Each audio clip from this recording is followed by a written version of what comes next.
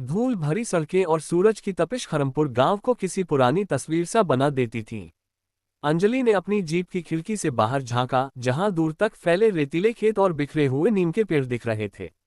दिल्ली की भागदौड़ से दूर ये गांव समय में ठहरा हुआ लगता था। उसका दिल तेजी से धड़क रहा था, न सिर्फ लंबी यात्रा की थकान से, बल्कि उस अनजाने डर से जो उसे स्नेहा के गायब होने की खबर सुनने के बाद से सता रहा था। स्नेहा, उसकी चचेरी बहन जो हमेशा रहस्यों की खोज में रहती थी, आखिरी बार इसी गांव में देखी गई थी। उसने अंजलि को एक संदेश भेजा था, हवेली में कुछ है अंजलि, कुछ ऐसा जो बोलता है। इसके बाद उसका फोन बंद हो गया।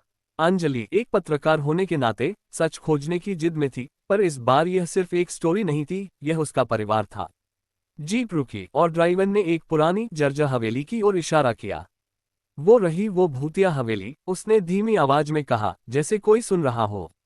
कोई वहां नहीं जाता। लोग कहते हैं दीवारें फुसफुसाती हैं। अंजलि ने हवेली की ओर देखा। टूटी फूटी खिड़कियां, लटकते हुए दरवाजे और एक अजीब सा सन्नाटा। उसने हंसी से बात टाल दी, फुसफुसाहट, शायद हवा होगी। ड्राइवर ने कोई जवाब नहीं दिया, बस उसकी आंखों में एक अजीब सा डर था। उसने जीप स्टार्ट की और कहा, रात को वहां मत जाना मेम साहब। अंजलि ने अपने बैग को कंधे पर डाला और गांव की ओर बढ़ी।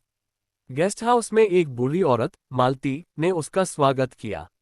स्नेहा की तरह हो तुम, मालती ने कहा, उसकी आंखों में उदासी थी। वो भी ऐसी ही जिद्दी थी।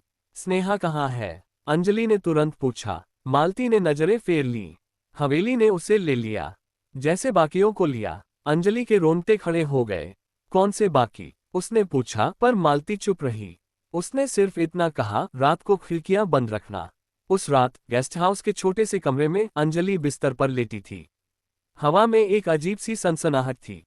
उसने अपनी आंखें बंद की, पर तभी उसे कुछ सुनाई दिया। एक फुसफुसाहट, धीमी, अस्पष्ट, जैसे कोई उसका नाम पुकार रहा हो। अंजलि। उसने आंखें खोली। कमरा खाली था। उसने खिड़की की ओर देखा। बाहर हवेली की छाया चांदनी में और भी भयानक लग रही थी। उसने अपने फोन पर स्नेहा का आखिरी मैसेज फिर पढ़ा, कुछ ऐसा जो बोलता है। अंजलि का दिल बैठ गया। क्या वह वही फुसफुसाहट थी? उसने खुद को तसल्ली दी कि यह सिर्फ उसकी थकान थी। पर जैसे ही वह फिर से लेटी, फुसफुसाहट फिर शुरू हुई। इस बार ये साफ थी। तुम भी मेरी हो। अंजलि ने बत्ती जलाई। कमरे में कोई नहीं था, पर खिड़की पर कांच के उस पार छोटे छोटे हथेलियों के निशान थे। कीचड़ से सने, जैसे कोई बच्चा वहां खड़ा होकर उसे देख रहा हो।